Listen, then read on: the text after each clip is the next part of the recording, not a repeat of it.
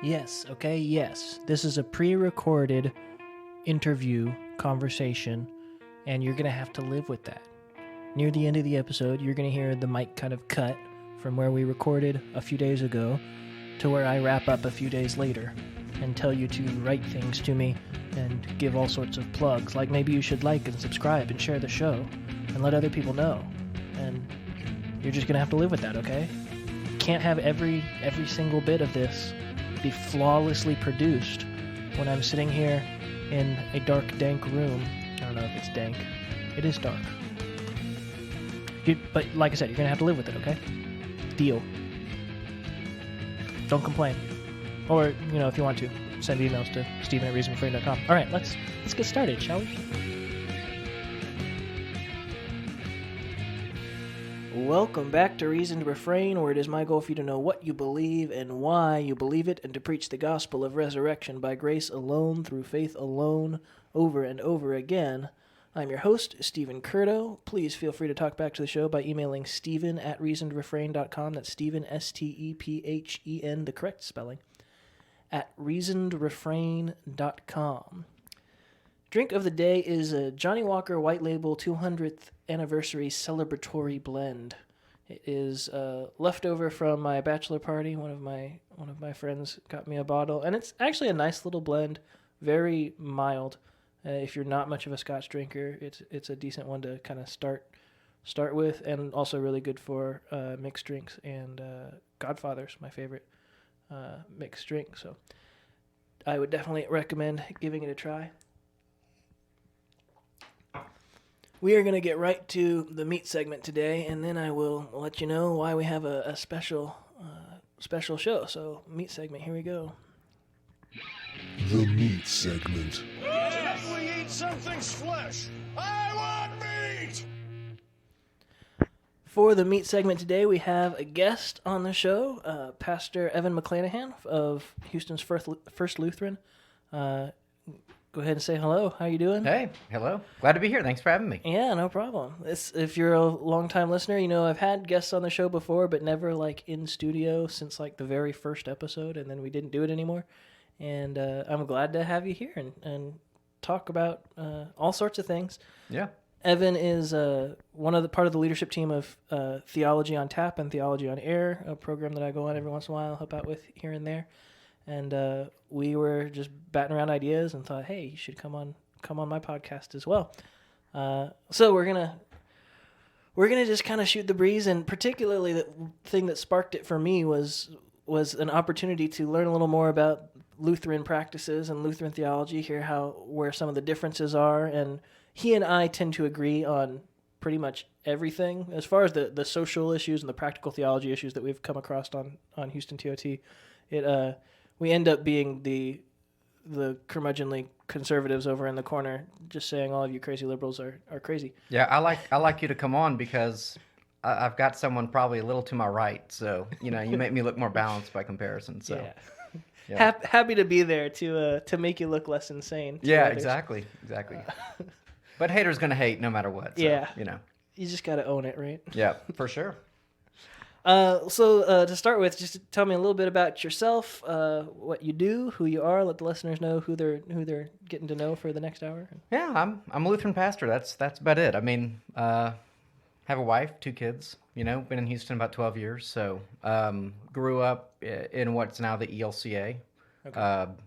It was the ELCA when I grew up too. Went to an ELCA seminary. That's the Evangelical Lutheran Church in America. Those are the Lutherans that have gone super far left. So in our church left the ELCA in 2011, so just a little bit over 10 years ago now. So, but yeah, it's First Lutherans, it's historically a German church here in Lutheran. We go back to the 50s. We're kind of on our third, wave of, doing something new, right? After 160, 70 years, that's kind of the reality. So, but yeah, we're a small church, so I'm the only pastor. Okay. So you do a little bit of everything. Yeah. I got my first taste of ministry was small town ministry at a community church up in Idaho. Yeah. It was a congregation of 60, and I was shadowing the pastor. Yeah. Just kind of learning, hey, you're cutting the grass outside and preaching on Sunday and hospital visitation, and Yeah. counseling. Okay. It's a little bit of everything, yeah, and which is cool. Actually, I really like that. Yeah. You know, I actually think that being a pastor of a larger church would be kind of boring. Yeah. You know, you kind of manage a staff. You don't have as much interaction with other people. Your day, you probably spend a lot of time in your office, which I wish I did more of, like, you know, just reading and studying and things Right. like that. That sounds like kind of a luxury sometimes, but I would say that on the general sort of scheme of things, I tend to be pretty conservative, and as we'll talk about this more, but I do have criticism sort of Lutheranism, you know, and there's kind of a Lutheran ghetto that exists that I sometimes find it kind of stale. You know, I think in general, Protestants have found themselves, we kind of lock into our position, right? And some of those positions were like formed in like the 1500s, right? Yeah. When the context was very different, you know? So I tend to be like more, I really listen and, you know, respect a lot of Reformed, you know, Calvinists and stuff like that, right? But they're like our sworn enemy. Right. Like Lutherans want to like slaughter Calvinists, Right. you know? It's like Catholics, You're not they're allowed to fine. like them, You right? know, it's like, wait a minute, you know, like we tried to reform the Catholic Church, you know? Isn't that a little backwards? Yeah. Didn't Luther think that the Pope was the Antichrist and all that? It's in our confessions, as a matter of fact. So Same with the Reformed confessions. Although I think they changed them. It was like one of the only two changes to the Westminster Confession of Faith is that we don't think the Pope is the Antichrist. Oh, and I mean, like, it's not like we're talking about like Damien and the Omen, right? It's a kind of an office holder in a sense. I think that is doing the opposite work of Christ. So there wouldn't have just been one Antichrist. Okay. And it's kind of not hard to understand when you literally have the leader of the Western Church, like, literally saying that Paul is wrong, you know, and that you're essentially anathematized if you don't affirm the doctrine of justification. Right. Like, yeah, seems to really be working against the cross of Christ. Like, what do you call that? You know? Yeah. Yeah, it's the John 1. There are many antichrists. Yeah. Yeah. 1 John, I should say, not John 1. 1 John. Okay. Anyway. Yeah. So okay, good little bit about you. How about TOT? How did that get started? And So I hosted a debate series at our church, still do, although we took a few years off for a number of reasons, COVID among them. But and I thought we had some really good events, but I got to a point where I couldn't get a lot of people to show up, you know? And it's a lot of work to put an event together. It costs money to fly people in and all that kind of stuff.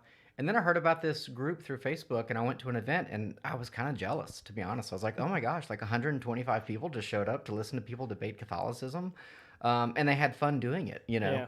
Yeah. So TOT, they do a really good job of hosting an event every other month. They have craft beer, okay? So if you're just totally opposed to drinking, it may not be for you, but, and, you know, guest speakers, panel discussions around topics. There's a leadership team, and I just kind of kept showing up until they couldn't help but put me on the leadership team. I just made myself a nuisance. gotcha. And so, yeah, so, you know, Sarah Stone, I mean, it's her baby, really. I just kind of try to help out. But I think she does a really good job of bringing people together.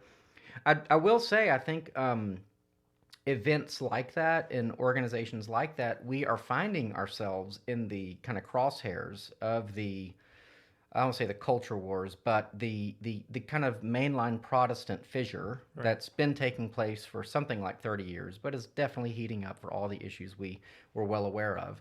And so Theology on Tap has kind of as its goal to bring a diverse point of view, right? You know, different points of view together, to be respectful of one another, to honor those other points of view. But the difference is maybe 30 or 40 years ago would have been sort of like denominational differences. Right. But those really aren't the differences anymore. It's like, oh, you don't like gay people? You know, you're a terrible, horrible person. You know, I can't talk to you anymore. And that's something that generally all denominations would have agreed on 40 years ago. Exactly. Well, let me back up. They wouldn't have said we don't like gay people. They would have been like, homosexuality is a sin, and we're not afraid to say that. Yeah. But it's getting harder to if the diversity we're seeking is sort of people like left of center, if you will, it's getting harder for those people to want to sort of share their point of view, no matter how nice I think we are. Yeah. You know, I will say for TOT that the what you guys do really well is make a space where it really is free speech. Yeah. Like you invite people like me who are curmudgeonly conservatives, and you invite really far left people, and everybody's willing to talk and have dialogue, and you do a good job of kind of creating that space where people of the left will show up and still talk. Which I find is usually the problem is that people on the right are like, yeah, I'll talk to anybody, and people on the left are like, no, you're a bigot. Right. And we do have people, I'm sure, on the right who will say, well, I won't attend your event. Actually, I've had someone say, I won't attend your event because of where it's hosted. Now, this was a previous church. That was a very left-wing church. So, okay, to put that out there. That was about a couple of years ago. It's at my church at present, and hopefully no one would feel that way. But, so there have been, so conservatives, they tend to be like, oh, man, you guys y'all are hosting this, person, or it's at this church where I can't participate in that, which I understand, but it's like, if you want to change minds, this was my whole thing when I used to do a radio show at KPFT, which is a very left-wing station. I'm like, you want to be in the belly of the beast. Like, if you want to change minds, you kind of have to go where they are and try to not do the echo chamber thing. But I'm finding it's harder and harder to not go the echo chamber route, and then what you're kind of doing is you're building up the body in a sense. You're kind of taking the people that agree with you, and you're saying, hey, let's encourage one another. It's kind of like my whole thing with like apologetics. A lot of apologetics is kind of like for people. It's kind of like it builds up. It's good because I think a lot of times it builds up believers, right? But those believers like never do any like actual evangelism. Yeah. So I'm like, okay, step number 1, do evangelism. Okay, once you've done that, preach the gospel. Yeah, then come back and like learn apologetics, and there's all kinds of like, what apologetics do you do and all that kind of stuff. Don't let your method be the enemy of the goal. Yeah, for sure. Yeah. Okay, well, moving in a little bit, you can hear my chair. Also, just quick note to the listeners, we're in a new location for recording, so if you're hearing echoing, you're hearing different things, I haven't quite gotten the sounds all figured out, so apologies, and I accept your forgiveness now. I wanted to talk a little bit, so I floated a few questions to you. We'll start with the first one and see where it goes, and then if we run out of time just because we're chatting on the first one, that's fine. But I'm always interested to know, particularly from local pastors, what do you consider the 2 biggest problems that you see in the local church today, and what are your prescribed solutions? I don't want to fall into that trap of, okay, we're just going to complain about what's going on. It's like, okay, if you see a problem, how do we fix it? But I want to know, like, if you were to pick your top 2 priorities, the things that are doing the most damage in the local church, what would they be? So there's so many things. So to limit it to 2 is kind of quick, and some I just want to kind of mention quickly.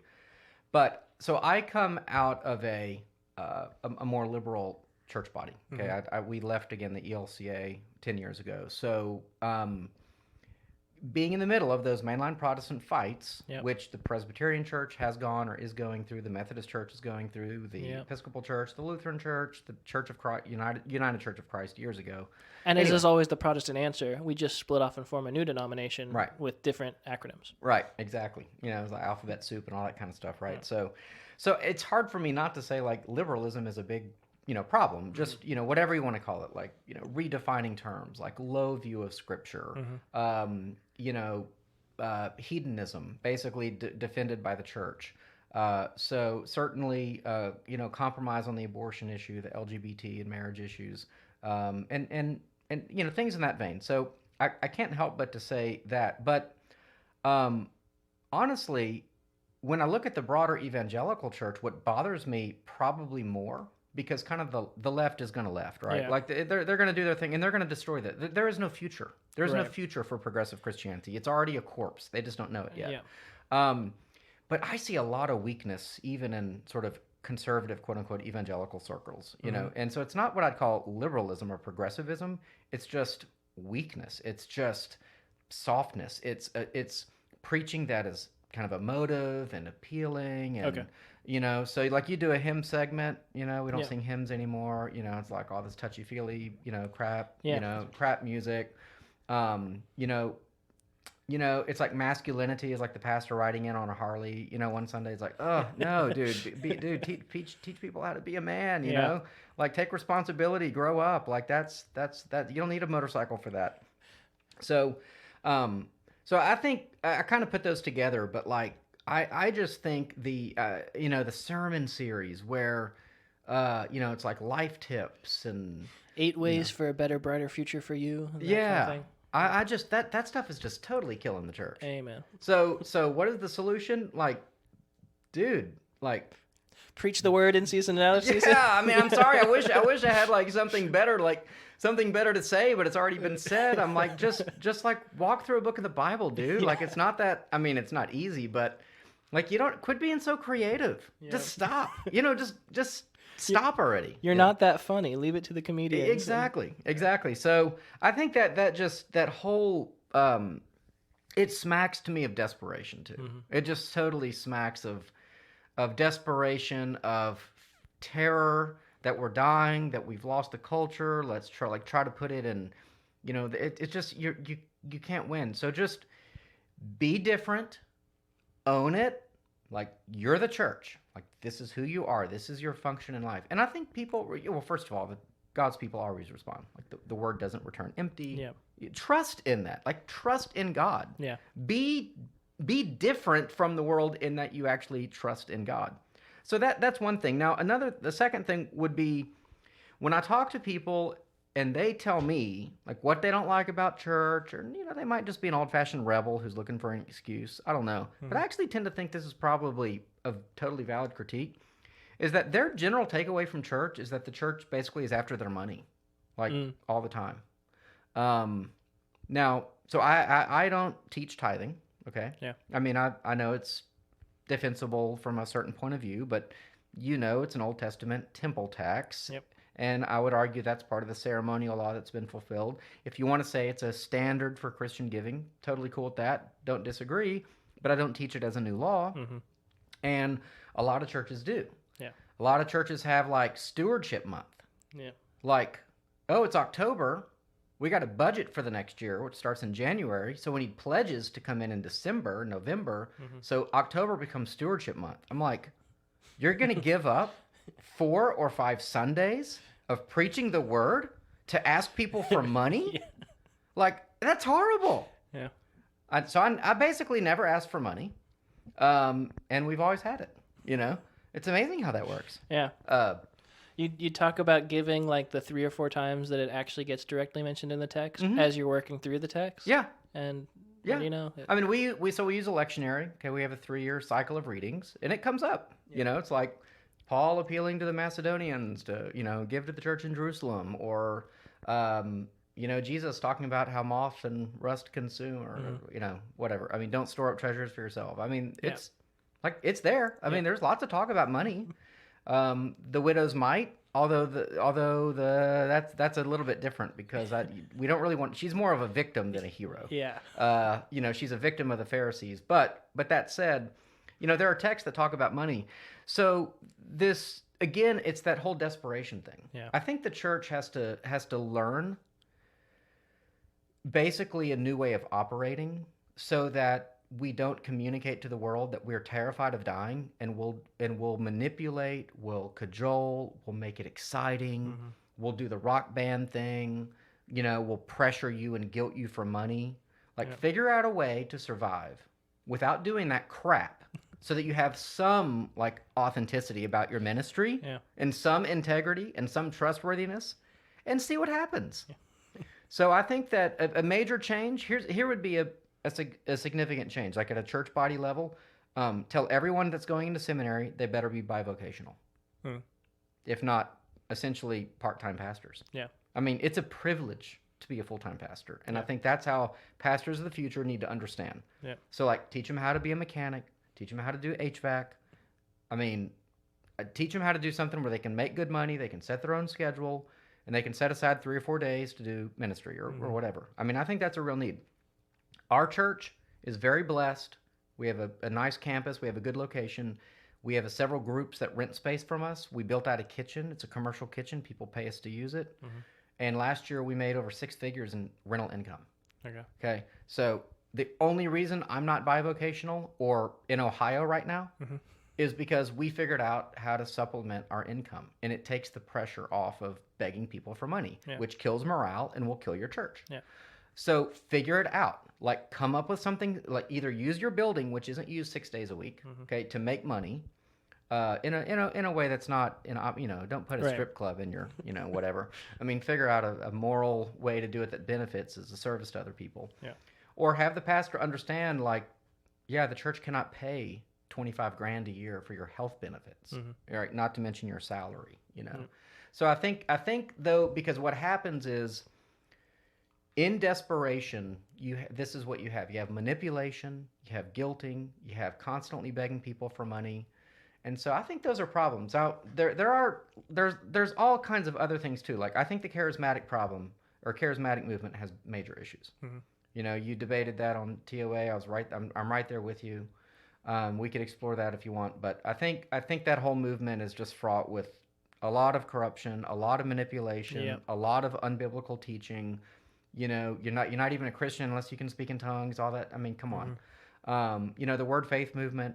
The Joel Osteens of the world. That's a huge problem because they offer non-Christians, right, the false security of being a Christian because they went to church that day and they heard Joel talk, and he must be great because a lot of people listen to him. So the Word Faith movement's a horrible stain. Plus, I mean, look at how straight his teeth are. So he's blessed by God. I mean, and he's his billboard. He's looking good in his billboards right now. Hope again. Yeah. Hope again. It's like, dude, I never lost hope. You think COVID caused me to like lose faith in God or something? What is wrong with these people? Yeah. It's fun on Joel Osteen.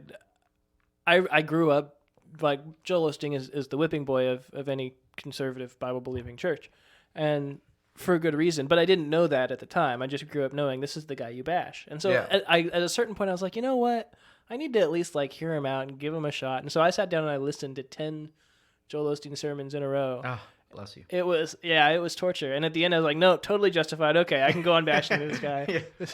And actually, one is enough. I mean, it really is like the same thing over and over. I'm like, are they not bored yet? He's got an incredible script for the first 7 minutes of every sermon. It's exactly the same. Yeah, and then it's like more anecdotes, but it's really kind of wicked, right? Because it's the thing that I find most dangerous about it is that it's giving people this false security, this like veneer of religiosity where they can check off their box, like I went to church, like I'm still a good Christian. I have heard though, although you won't know this from like their podcast or their TV thing, I've heard that in person it's pretty heavy handed in terms of like the giving. Like you get the stink eye from the usher if you're not, whatever. They got the bag on the pole where it pokes you if you don't. Don't empty the wallet. I've heard it like the bucket goes around and so I think that pressure to give and stuff is there, and something that we wouldn't talk about much because we're not Roman Catholic, but I don't think that we have any real sense of how big the sex abuse scandal is in the Roman Catholic Church, and that does affect all of us. Because it's just, oh, see, there you go. I told you can't trust those Christians, a bunch of hypocrites. Like, look at all they did, and the way that they systemically moved people around. Yeah, and it is so diabolical and so wicked and so evil, and it went on for so long, and continues to go on. And it continues to go on, and it's like at the highest levels. Yeah. Benedict seems to have tried, but like just this last week, something kind of was revealed where he knew things, he didn't do a lot. So, just that corruption, is a real problem. So, so one of the big problems you see in the local church is that there's sinners there. Yeah. So what's the solution for that one? Well, I'll give an example. I did a wedding recently, and I ended up at the like rehearsal dinner, talking to people who are out of town. I think that they kind of were pro Joel Osteen, and coming to Houston, they wanted to know my opinion, and I just kind of put them on blast. So I think be honest, like speak the truth. Yeah. I be willing to condemn that which is evil and build up that which is good. That would be a good start. I mean, I would like to see churches actually do evangelism. Yeah. I'm lucky again. Like I have a community college across the street from the church, so and And of course, I hope that Theology on Tap is a form of evangelism as well. Yeah. That, unbelievers would, listen, give us a listen and that sort of thing. But so I'll do some evangelism with college students. But churches should, and I'll talk to a lot of people who go to kind of mega churches and the prosperity gospel and all that. I've had a lot of conversations about Joel Osteen. Yeah. So, I mean, to a degree, there are things out of my control, right? Like I can't, in your control, like I can't stop 50,000 people from going to Joel Osteen's church. Yeah. So you can control what you can control. Yeah. But I do think we I mean, at the very least, we should be teaching our people. Yeah.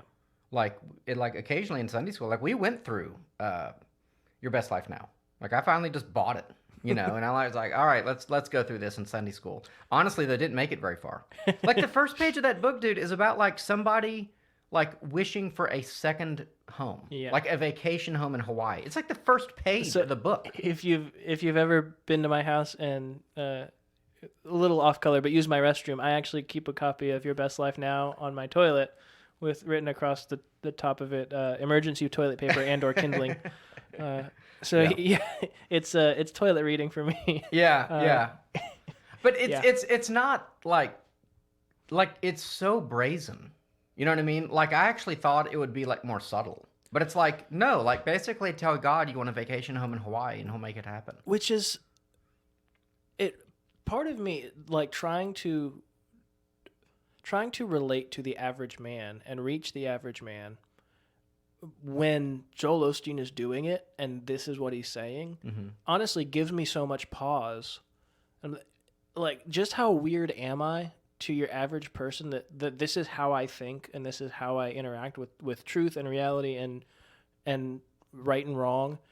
But the average man interacts with it in such a vastly different framework. Yeah. And sometimes I have to sit there and check myself and be like, okay, well, wait a second. I have to speak in a language that he'll at least understand, but I have to continue to speak the truth. Yeah. And I wonder how often the truth ends up residing in a language that simply cannot translate to the average man. When does it get so far? And the answer to that is, well, that's not your responsibility or goal. It's to keep preaching the truth and let God take care of the translating. But what people like Joel Osteen and other false teachers, purveyors of essentially a variety of false gospels do is they inoculate people. That's why it's so dangerous. It's like a vaccine, right? So like we're the disease, like we think that we have the truth, right? Like we're the thing that's dangerous to them because it's going to call them to repentance. It's going to call them to destroy idols, et cetera, et cetera. We want to spread not like Omicron, but like Omega. Yeah, exactly. So like Alpha and Omega, like everything in between.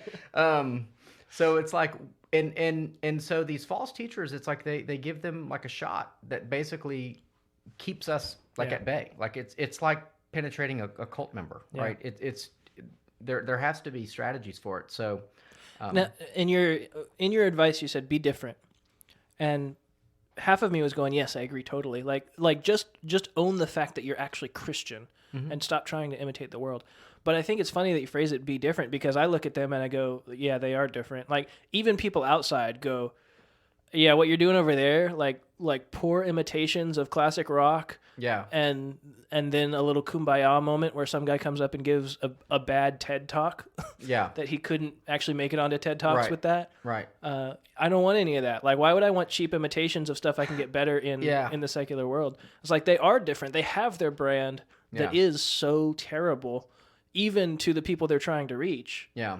And so they've got both sides. Like the Christians are sitting there going, yeah, it's true. You're saying you're a Christian and you're doing this crummy imitation of the world, and the world is going, you're saying you're a Christian, but you're doing this crummy imitation of the world. And it's funny. So yeah, it's like be more different, or be different in a different way. Yeah, yeah.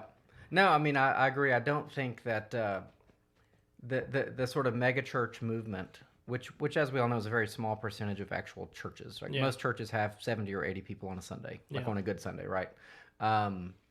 But they have many imitators, right? I don't think most people know that.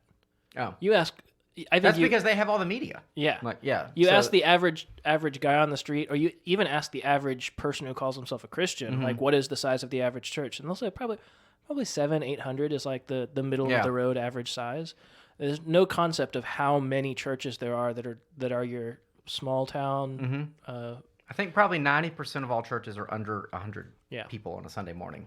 In fact, I had a guy, Carl Vaders, on my podcast years ago, and he wrote a book about small church ministry, basically. Mm-hmm. It's like, have you ever noticed like how many books about ministry are written by mega church pastors? You know, because they're the ones who are doing it, right? I mean, Matt Chandler must be the guru of everything Christian. Right. But 90% of the people out there working, you know, in the vineyard are pastors of small churches. And they're sitting there having Matt Chandler tell them, and I don't want to put that on Matt Chandler. I don't Yeah. know that Matt Chandler is saying you Agreed. need to grow your church, but Yeah.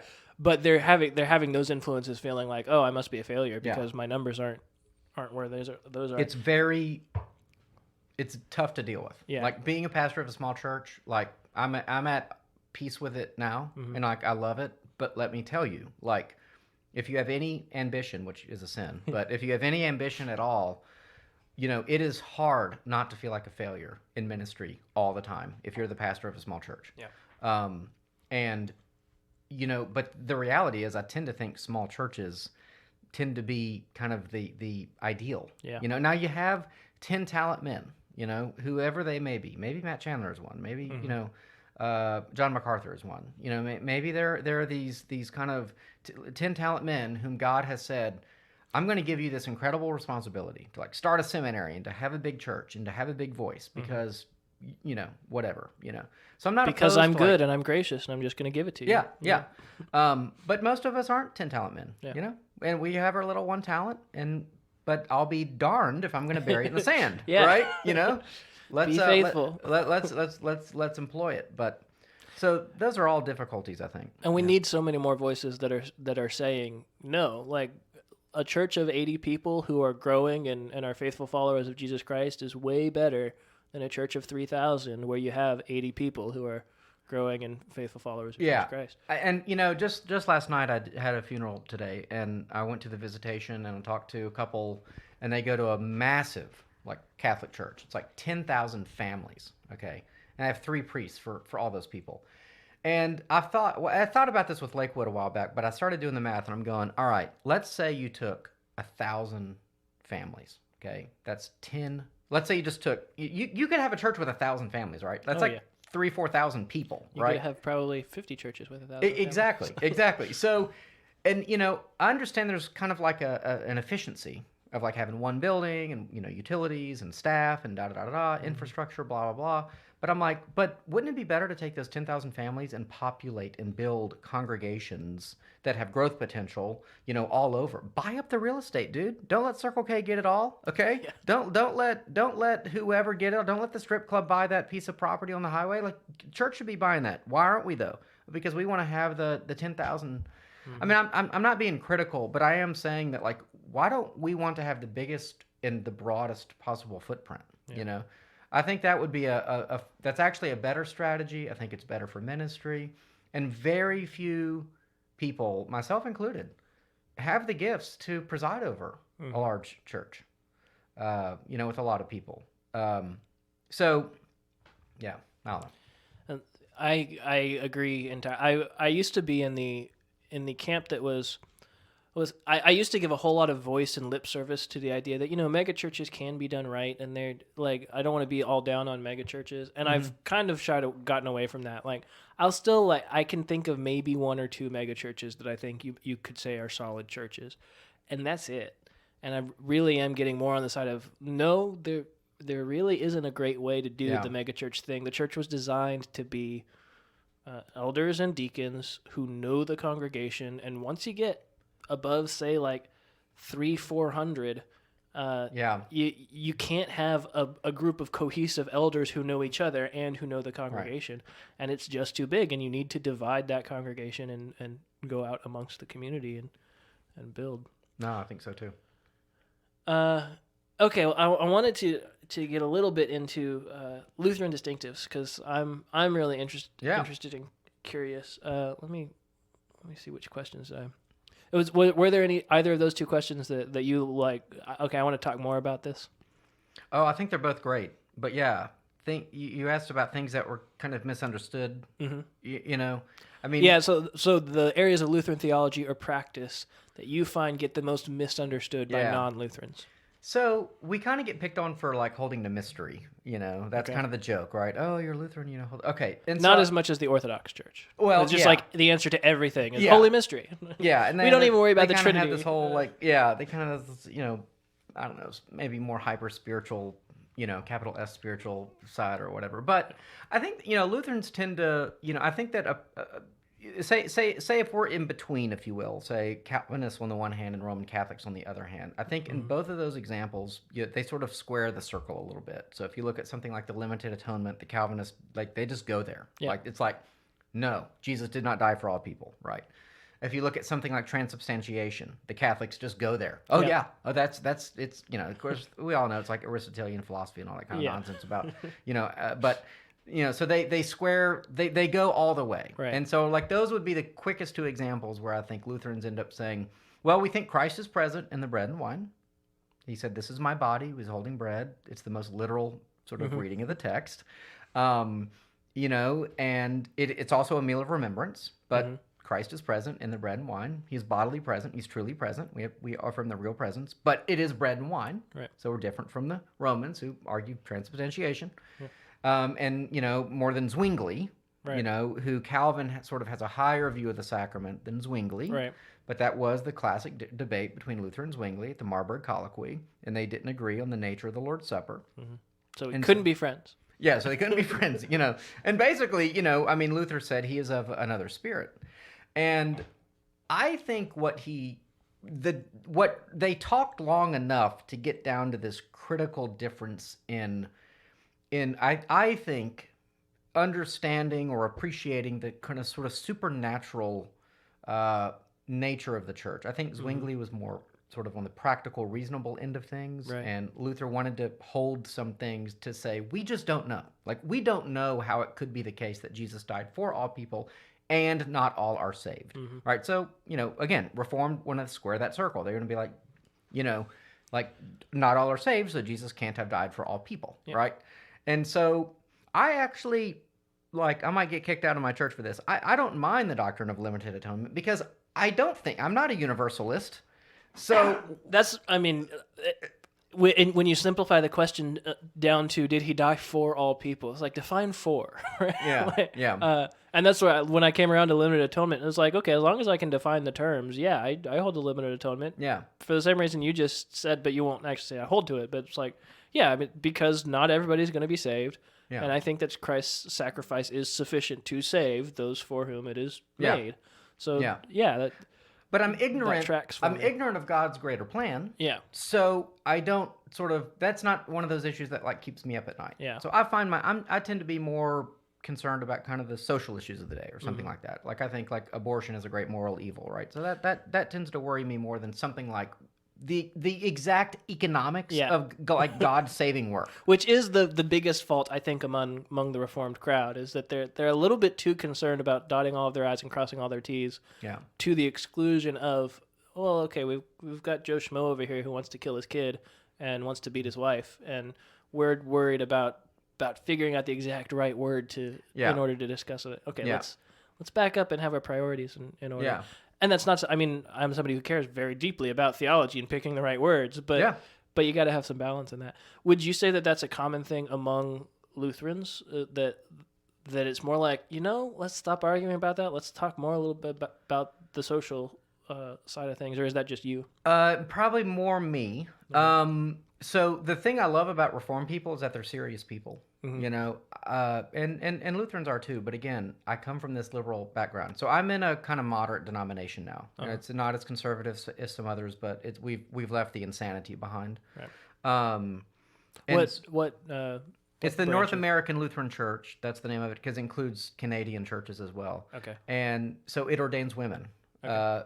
So I don't know that I support that, but when we joined 10 years ago, I didn't really want to pick that fight. I was just trying to get away from like ordaining practicing homosexuals, Right. you know?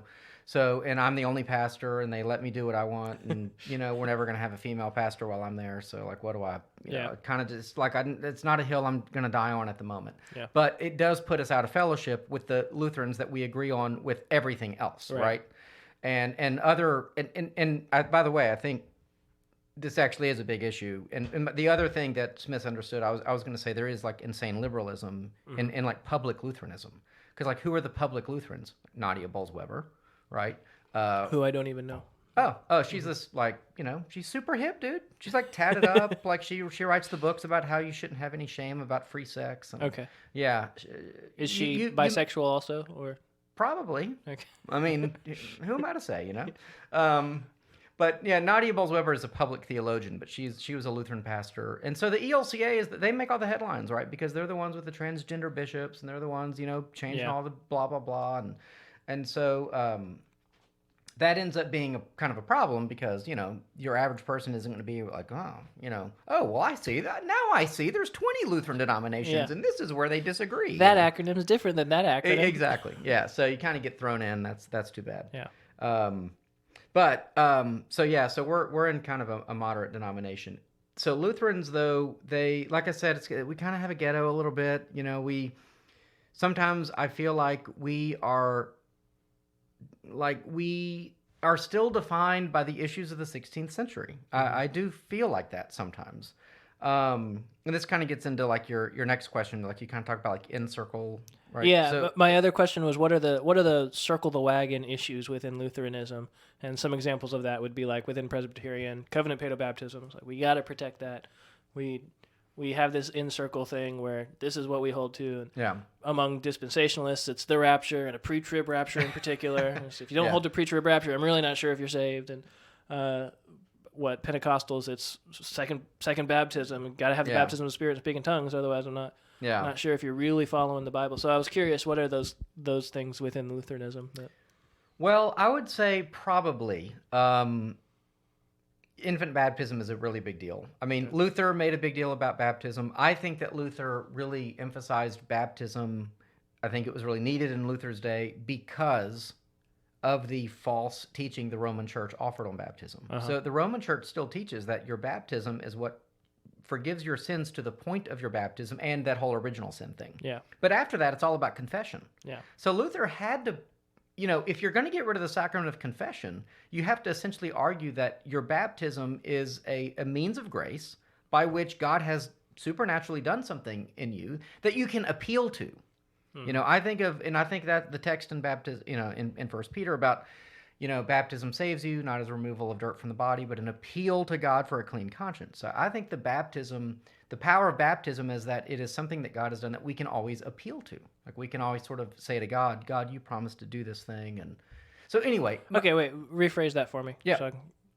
So I think that baptism is a gift that God gives to us that we can appeal to. Like we can say to God, I know that I'm a sinner, but in baptism, we believe there is this promise of the forgiveness of sins. So that is what I'm trusting. So it's like a mark of the promise that God has given to forgive those who respond in faith?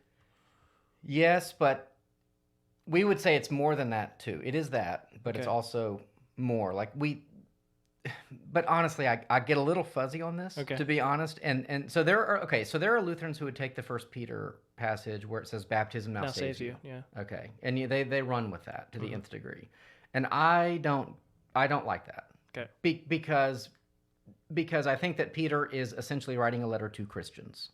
And when you write a letter to Christians who you're intending to build up and encourage, you're not going to be like, well, that baptism thing really worked with some of you guys, but you know, the rest of you probably are hopeless. Like, I don't think you're going to make it to the end. I'm sorry. You know, you don't do that. You know, you don't preach a sermon to a congregation and make exclusions. Like you preach the fullness of the text, you know, the fullness of the gospel. So to people who are believing Christians who you don't know otherwise, you know, you don't know anything, you say, what do you say? You say baptism saves you. You know, you're giving them, right? You're giving them assurance that even though the suffering that they're going through, that this is a promise that God has done for you, that something happened, you know, with this baptism. But I don't think that means, and Luther didn't say, that the act alone saves. You know, he Right. said it's not water that saves, but it's water with the word. I mean, that's in the small catechism, you know? So you can be baptized and hate God and not be saved. Yeah. So, but I think that's true of an adult who's baptized or an infant. Yeah. I think that both sides, I think that there are difficulties with both sides actually in that argument. Like, Yeah. I don't think the infant baptism argument is like such a knockout. Yeah. Like I understand arguments against it. That's So I'm in the really weird camp on baptism.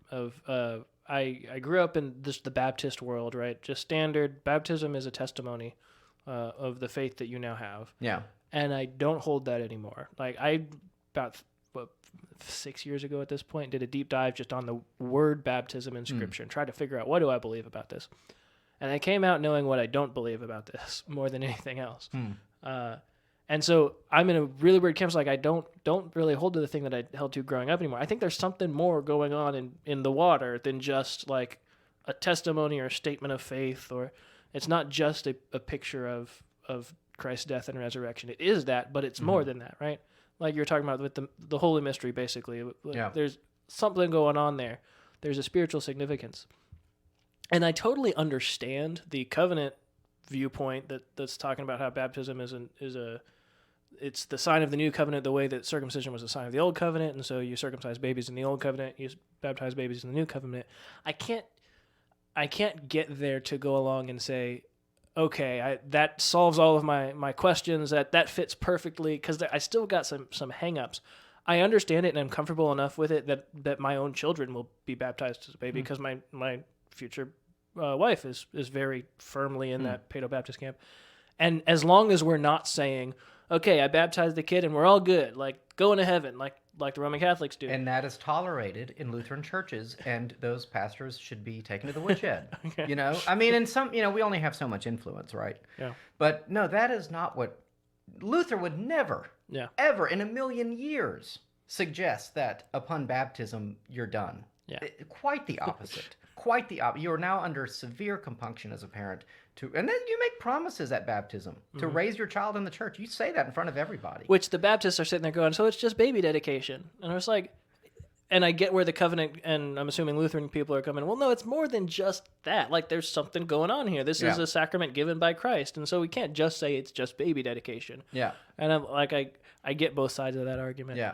Okay, but I don't think, like, I mean, the Lutheran arguments about infant baptism, you know, you get to like whole household arguments and stuff Right. like that. But I'm like, it's, and you know, you could It's say, iffy well, at best. he says to go to like baptize all nations, and he doesn't say go baptize all the adult males, or you know, something like that, or, you know, okay, he doesn't. There's no qualifications on it, so that's an okay argument, but like you have to admit it, like it's not a super duper slam dunk. It's not like on the 8th day circumcise the kid. Yeah. Right.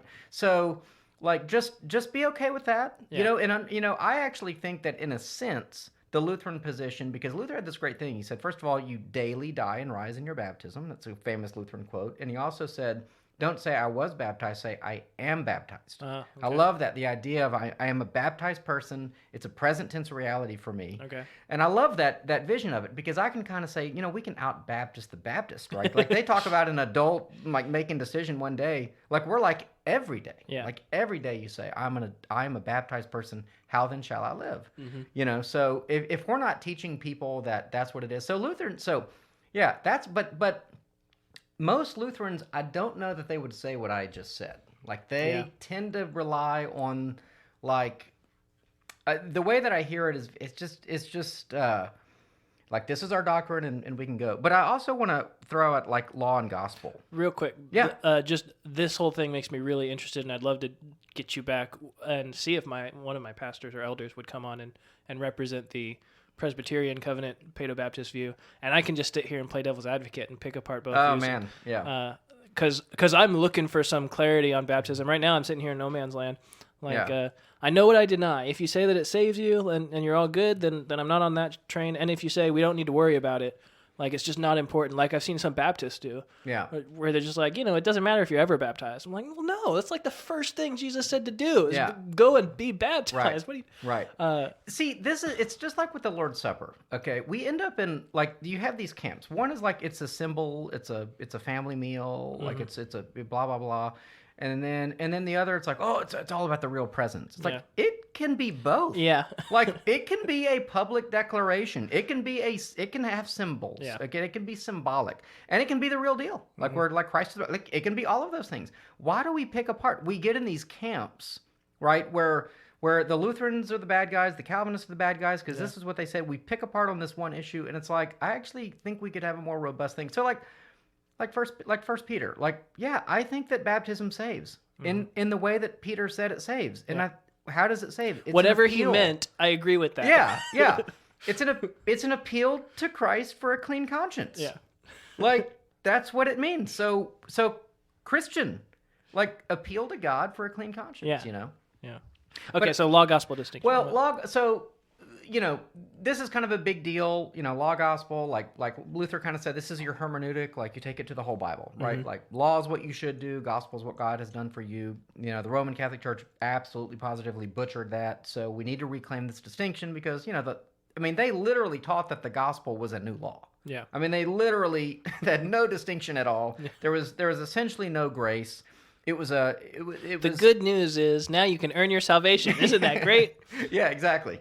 So I get all that, but I will say that this is where, as I'm 42 years old, I've been in ministry, I've been ordained 15 years now, and the kind of Lutheran, now I went to a liberal seminary, but, the preaching class wasn't like social justice-y. It was this Lutheran ghettoized version of it, though, where it's like everything has to be about the gospel. Mm-hmm. Like you better make sure that the one thing people leave with is the gospel. Mm-hmm. It was a therapeutic style of preaching. And to me, I'm looking around the world. I beat this drum all the time, like especially with Theology on Tap stuff. Uh-huh. I'm looking around the world and I'm not seeing 16th century Roman Catholic legalism.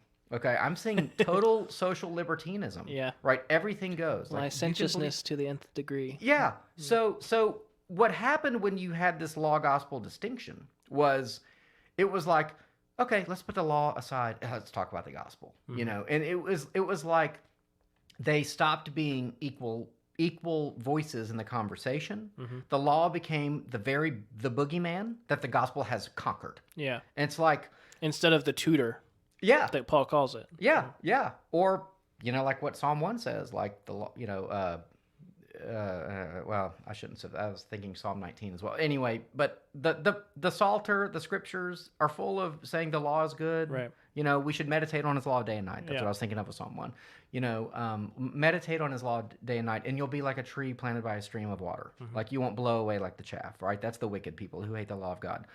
So when did we get into this position where like the law became optional? Yeah. Now, obviously, in the sexuality conversations, it's obvious that the law has no standing. Mm-hmm. Has no. All of the arguments for LGBT stuff were all about gospel, gospel, gospel, grace, grace, grace. It was all, we're supposed to live in grace. Like this is how God made us. And you're talking specifically the LGBT within the church. Within the church, yeah. That's how it was defended. Mm-hmm. So you couldn't bring a legal argument against it, like Leviticus or 1 Corinthians 6 or Romans 1 or whatever. You couldn't do that because the law's been fulfilled. Lutherans don't even know the word dispensational, right? So the idea of there being like a period of law that's been done away with, like that doesn't enter our vocabulary at all. Mm-hmm. It's just very sloppy, distinction making. Or no distinction making. So I think that in Luther's day, there needed to be a rediscovery of the gospel because the Roman Catholic Church was teaching falsely. It was a legalistic, horrible system that abused and did not allow people to know the freeing grace of Christ. Yeah. We do not live in the 16th century anymore. We have a project of teaching the law.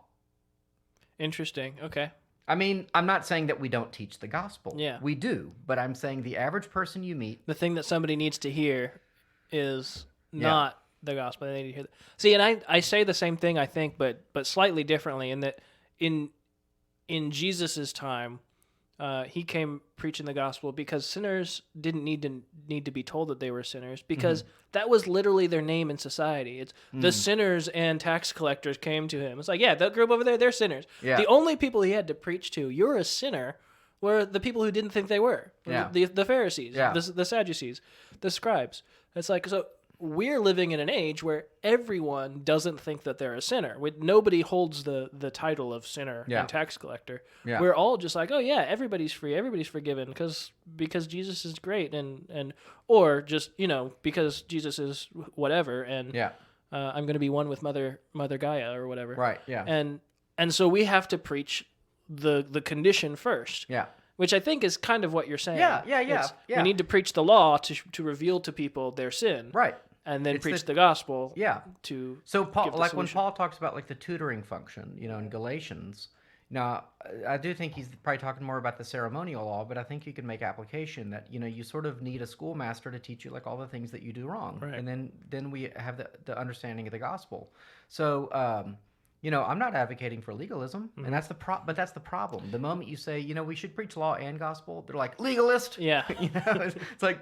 No, law and gospel. Like these are both, and I think that what ends up happening is just a sort of a hatred for and a denigration of God's word. Yeah. We all become kind of Marcionites or whatever, right? It's like, Old Testament, law has been fulfilled, done away with.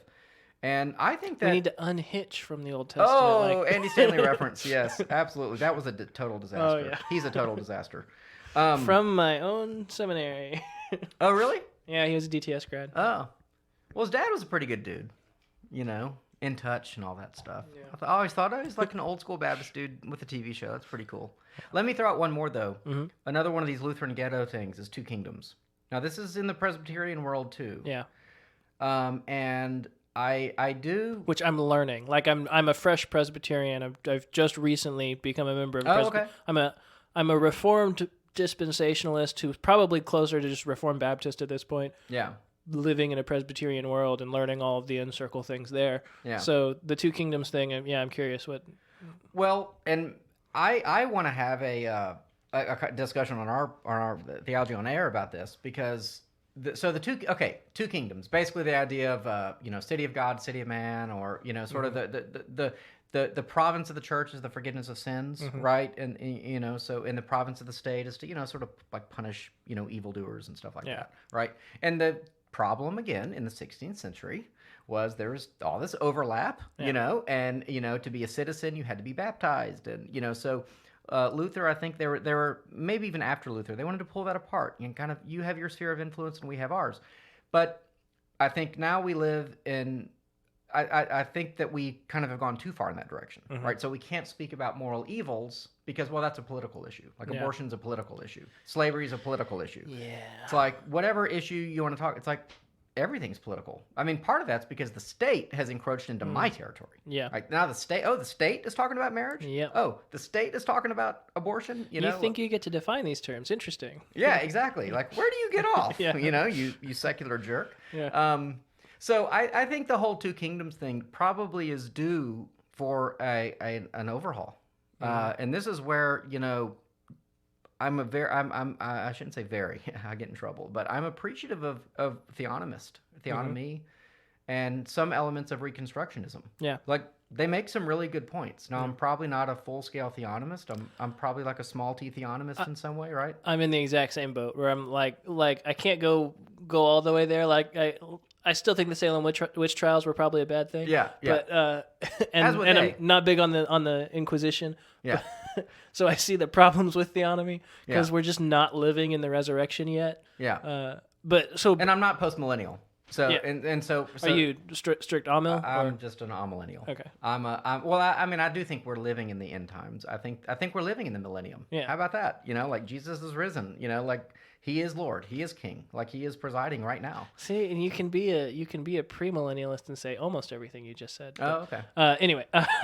Different topic for a different time. Yeah. But so as listeners of my podcast will be very familiar with, my definition of the role of government is it's the job of government to assess and execute punitive damages for the violation of interpersonal morality. And I think, now granted that is my own thing that I came up with, but I think it's really good, surprisingly. The violation of interpersonal morality, I think that's the key that cuts through a lot of these issues, is that it's not the job of the state to keep me from sinning against myself or against God.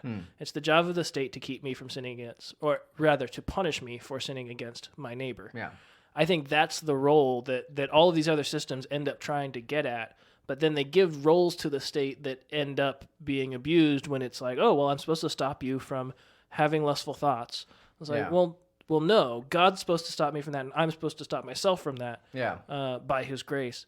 But so that's where I kind of draw the line, and that's where my crazy libertarianism mostly comes from. Yeah. What's your reaction to that? Well, I mean, the famous question is always kind of by what standard, right? So it's always a question of like, well, because all law is moral, right? There's not a single law that speeding, whatever it is, all law is moral. So I think it does become... All law is saying this is something that you're doing that's wrong. Right, because it's a violation of, the sort of human contract or the social contract or the nature of being human. Like, it's a violation of someone else's rights who have rights because they're made in God's image. I mean, you have to trace it back to a kind of very fundamental... thing, right? To a very fundamental source. So. That's where I start sounding a lot like a theonomist, because in my definition, it's the violation of interpersonal morality. Well, who gets to define interpersonal morality? Yeah, God. Yeah. We define what's right and wrong in our interpersonal relationships based on the Word of God, and then you're like, oh, you're a theonomist. It's like, well, yeah, kinda. Yeah. But I'm kind of in the sense that I really love God's law. Yeah. And I think that God's law actually would bring forth the most fruitful life for all people. Right. Wouldn't it be great if we didn't steal from each other and didn't commit adultery and blah blah blah, didn't murder each other? That'd be better, right? Be a good place to start. Yeah. So I mean, I it's even theonomists would say, hey, it's really going to take a very long time to ferret out the relatively few civic laws in the Old Testament and apply them in all these circumstances, right? Because we have a case law system. So every case is different and we're always applying the law. And so, but the problem is, look, we can either have law that secular humanists, determine by their standard, or we can have a law that will at least try to defend on the revelation of God. Mm-hmm. And I want to defend it on the revelation of God. And if people don't like that, I don't care. Yeah. I don't care because they don't, because I'm fighting for the world that I want and they're fighting for the world that we want, they want. And why don't we quit the pretense of we're all just one happy family? Yeah. We're not. Okay. This isn't the way it works. I don't believe in neutrality. That's why I'm more in the presuppositional camp on apologetics, right? There is no neutrality. Mm-hmm. Like Jesus said, there is no neutrality. So stop fighting already on the, as though that were the case, and say, hey, this is my point of view. Mm-hmm. This is how I know that this is right or wrong. It comes from God Himself. And so I get it. We're gonna have to ferret out the details over centuries, maybe, but that's kind of the hill I am gonna die on, So I think that the two kingdoms, though, you see, it's like an escape hatch. Yeah. It's like, la la la, stick your fingers in your ear and you run away from that problem by saying, oh, that's not my thing. I don't worry about that. That's the other kingdom. Yeah. Right. I just do salvation. Yeah. Oh, well, it must be nice, while your neighbor owns 10 I'm just slaves. Concerned with your soul, but my soul's in my body, and my body's here in this state. Right, so...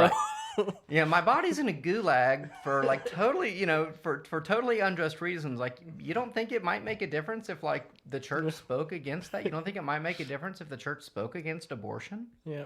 So I think that whole two kingdoms thing needs, I'm not saying it's wrong. I do think that there are domains. Probably. And actually, it's really not two. There's only one kingdom, right? Yeah, and the Presbyterians generally they've fleshed this out a little bit more, so far as I can tell, is the whole doctrine of the lesser magistrates is how they phrase it. And it's the same thing, but that's their way of saying, God's on top and the state has their authority from God, and so that's how they order things. Yeah. And I'm just sitting here I have my definition of what the job of the state is, what the job of government is, and I like that. But yeah, no, I like that. I'll have to think about that.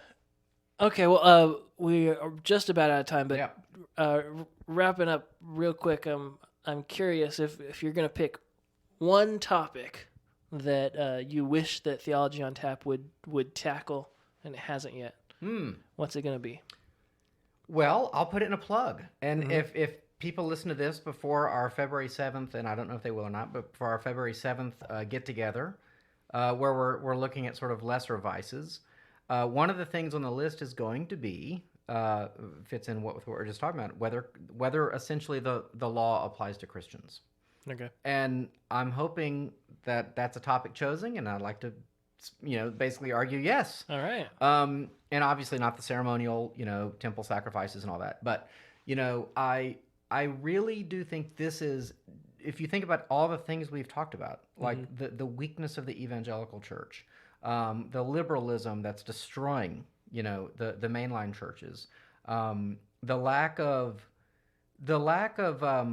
the good reasons that people are not going to church, because the church doesn't stand for anything. Yeah. It kind of comes down to, I think, this fear that the church possesses, that we just think we're only about the gospel. That's the only message we can ever say is God loves you.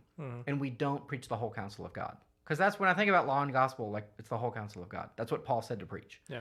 And so, to me, like, that is such an important thing. We need to start reclaiming that before it's too late in... maybe not in the, Reformed Baptist churches, but in the mainline churches, we better start reclaiming that the whole counsel of God is the law and the gospel. And so arguing that the law does apply even to saved Christians in the way it applies, because I don't want to be a legalist, right? But understanding that, I think, is really important. So I hope that is the topic that wins on the next one. And do you have the panelists kind of picked out yet? Is there...